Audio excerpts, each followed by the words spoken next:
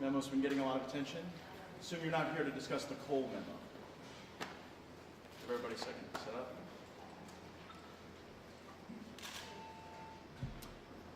I want to begin this afternoon by thanking Intelligence Chairman Devin Nunes and the members of the Intelligence Committee who've been working to develop this memorandum to double-check these facts for several months now. And while this information is only coming to light for the American people today, I think it's important to note the tremendous service that members of the Intelligence Committee and Chairman Nunes have provided to the country by really vetting through all of these facts and ensuring that they are reliable and available to the American public. Also want to thank Oversight Chairman Trey Gowdy and Judiciary Chairman Bob Goodlatte.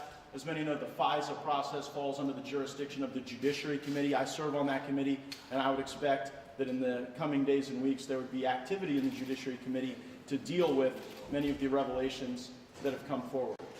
I wanted to provide my initial reaction because so many of us have been harboring our concern for as long as we've been aware of these facts. And here's what we know now as a consequence of this memo. The Democratic Party paid money to the Perkins Law Firm. The Perkins Law Firm then hired Fusion GPS, Christopher Steele and Glenn Simpson, and they also hired Nellie Orr, the spouse of a senior Justice Department official, Bruce Orr. Christopher Steele then went and drummed up this fake dossier, and then Nellie Orr's role was to get this into the hands of her husband, who, despite the fact that his silo includes drug interdiction and anti-narcotics endeavors, somehow was then meeting with Christopher Steele and Glenn Simpson before and after the election. So Nellie Orr gets the information from Fusion GPS. Bruce Orr valets this dossier into the FBI, into the Justice Department, and it gets worse from there. This dossier was used as the basis for a FISA warrant to spy on American citizens associated with the Trump transition. You don't have to believe me. Believe Andrew McCabe. Andrew McCabe gave testimony that said, but for this dossier, there would never have been a FISA warrant to spy on Carter Page. There never would have been spying on members of the Trump transition team. This dossier was the foundational basis for spying on American citizens. That's Andrew McCabe's testimony. And when the dossier was served up to the FISA court, how was it authenticated? By a Yahoo News article written by Mr. Isikoff. That's quite something, because Mr. Steele was the very person who planted the Yahoo News article.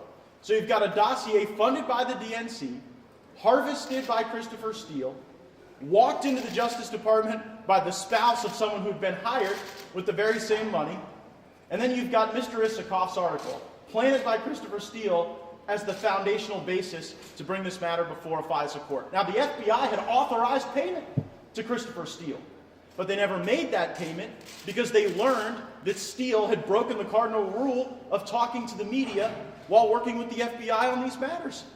So they deauthorize the payment. They don't render the payment. But then what's even more outrageous is that for the next period of renewals, multiple renewals, you had the FBI and the Department of Justice certifying to courts information that they knew was built on a false premise, that they knew was validated by an article of someone that they couldn't pay because they found it to be unreliable and breaking protocol. We need to ask questions about who signed these FISA renewals, who made these original applications based on false premises. And to my knowledge, this is the first time in American history that the FBI and Justice Department have been weaponized through the actions of a political party, of the DNC paying the Perkins Law Firm to pay Christopher Steele and Nellie Orr to get this information converted from a political opposition research document into an intelligence document. That's why I'm outraged. That's why so many of my Republican colleagues are outraged. But we should use this moment not to pat ourselves on the back or to score political points, but to honestly ask the question about our intelligence protocols and about the extent to which the highest levels of our government are vulnerable to politicization and outside influence. This isn't good for Republicans, and it's not good for Democrats. It's not good for this administration or the last administration. And the best thing we can do is come together acknowledging how bad these facts are taking remedial action to ensure that they don't hurt the country going forward, and then work together in a bipartisan way to try to establish reforms so that this type of horrible activity never happens again in the United States of America. That concludes my remarks. If anyone has questions, I'd be happy to answer them. Congressman? Sure. Well, why don't you first, then over here.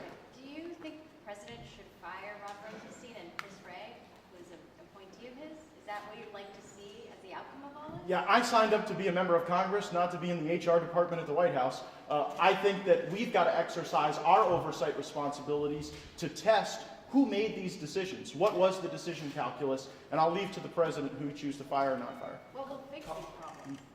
I think legislation would be helpful. I think that when we have this type of injection of political information into an intelligence process, having stronger notice requirements to the Congress, having more eyes on the facts would ensure that it didn't happen again. Yes?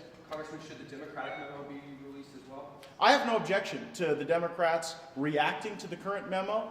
If they have additional information that they'd like to offer, let's get it into the public square and debate it. I will say, having read that memo, I think that it's different in that it cites to information that might need to be evaluated before it's released, but I'll leave that decision to the Intelligence Committee. And have you seen the underlying intelligence documents that the memo is based on? There are some documents in the Democrat response document, or do you mean in the majority staff's memo?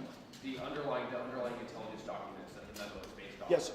Republicans were able to ask questions to the authors of the Nunes Memo, who were then able to cite to some of the underlying intelligence data, and particularly transcripts of interviews that were given before the committee.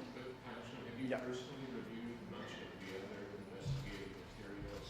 The Democrats gave you a much different picture. I've reviewed the information that's been before the committee I serve on. That has included testimony from Mr. McCabe, from Mr. Rivicki, but I have not reviewed every piece of information that Democrats may cite to. Do you think Rosenstein is capable of doing his job? I'm deeply concerned about Mr. Rosenstein's actions if he, in fact, personally signed renewals of these FISA warrants, knowing that the basis for the FISA warrants were a news article planted by the author of the dossier and a dossier that had its birthplace, that had its origin in payment from the Democratic National Committee. Last question. Great. Thank you all so much.